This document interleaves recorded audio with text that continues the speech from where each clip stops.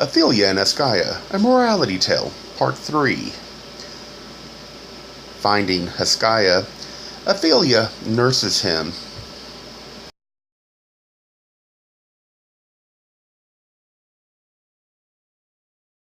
SOF 724. Now on that day the soul of Athelia was troubled, and she wandered abroad, straying from her task. And she looked up and saw a raven descending from out of the sky. And her soul said unto her, Behold, it comes for the soul of Hoskiah, for he is near by and close to death. So Athelia sped away, guided by the bird. SOF 725. She came upon Hoskiah as his soul was preparing to depart, and she took him in her arms, and lifting his head, gave him water.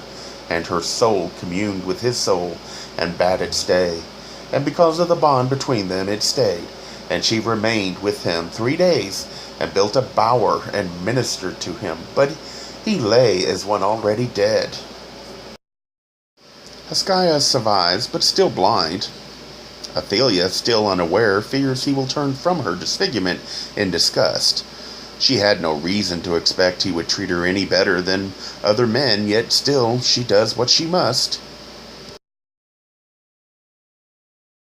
SOF 726. On the 3rd day, as the sun prepared to enter into his night kingdom, Hoskiah stirred.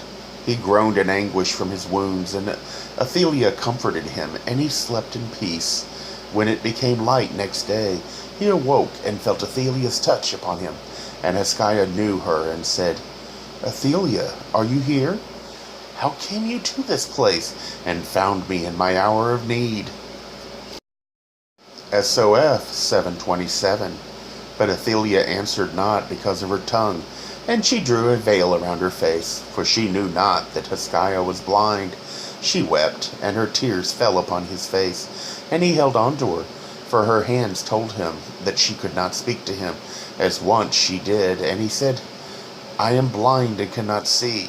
But she drew not the veil, for she feared for him when his hands sought to be his eyes. SOF 728. Days passed, and Hoskiah grew strong, and he knew the tale of his brother's deeds, and swore vengeance in the name of his God. He said, For this purpose life has been left to me. And Athelia grieved that he spoke thus, for he could not walk without her. SOF 729. The waters of the valley were cool, and there were herbs and wild fruits and goats upon the mountainside.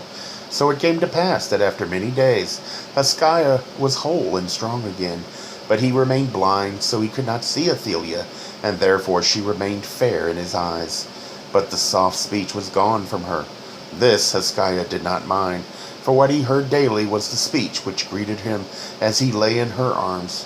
Before she knew he had come back to life, Hoskiah and Athelia were no longer troubled by the voices among the rocks, for no harm was done to them in this place. Hoskiah is not satisfied and consumes himself toward revenge on his brother. He fails to listen to Athelia, being blind. He is unaware of the damage she suffered in order to reach him in time to nurse him to health. He does notice her voice, yet evidently is too self-absorbed to understand and find out why. Athelia is always rising above her earthly limitations, while Hoskiah is too trapped in earthly limitations.